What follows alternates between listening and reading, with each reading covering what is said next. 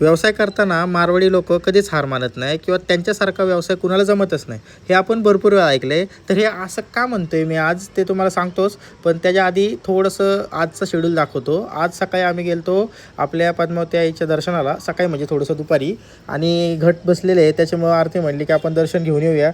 म्हटलं चला, मग आपण सिंहाला घेऊन आणि डुग्गूला पण घेऊन आलतो आज. तर दर्शन केलं आईचं. आणि पद्मावती आईपासूनच माझी सगळी सुरुवात झालेली आहे. म्हणजे माझं लग्न असू द्या, प्रेम असू द्या, माझं व्यवसाय असू द्या, सगळं या आईच्या कृपेने झालेलं आहे. आणि आपल्या चिंबळी गावामध्ये पद्मावती माता मंदिर, इथं आपल्या पद्मावती आईचं स्थान आहे. आणि एकदम सुंदर आणि सुरेख असं मंदिर तिथं बांधलेलं आहे.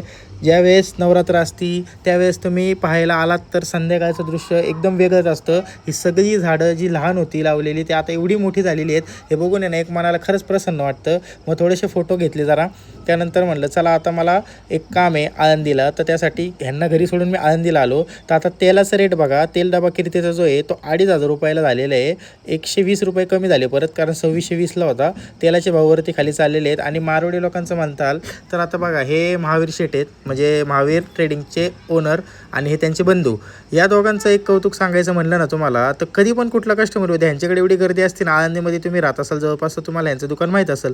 एवढी गर्दी असते ना, चुकून एखादी गोष्ट जास्त जाऊ द्या, कमी जाऊ द्या, गाडी लावण्यावर नसू द्या, ह्यांच्या तोंडात नाही ना रागीट शब्द कधी झालेला नाही. म्हणजे मी जसं त्यांना ओळखतोय ना गेली वर्ष दीड वर्ष, ह्यांच्या तोंडामधून रागीट शब्द कळत नाही का असं कधीच नाही. कायम बोलताना ना, समोरच्याला राग आला असेल ना, तो पण एकदम स्लो होईल अशा पद्धतीने ते बोलतात. आणि त्यानंतर मग घरी आलो तर आरतीने आपल्याला केली होती एक सुंदर रसमलाई. तर आता संध्याकाळी आपण त्याचा स्वाद घेऊच. पण एक सांगायची गोष्ट हीच की आता हे त्यांचं उदाहरण मी एक जस्ट दाखवलं.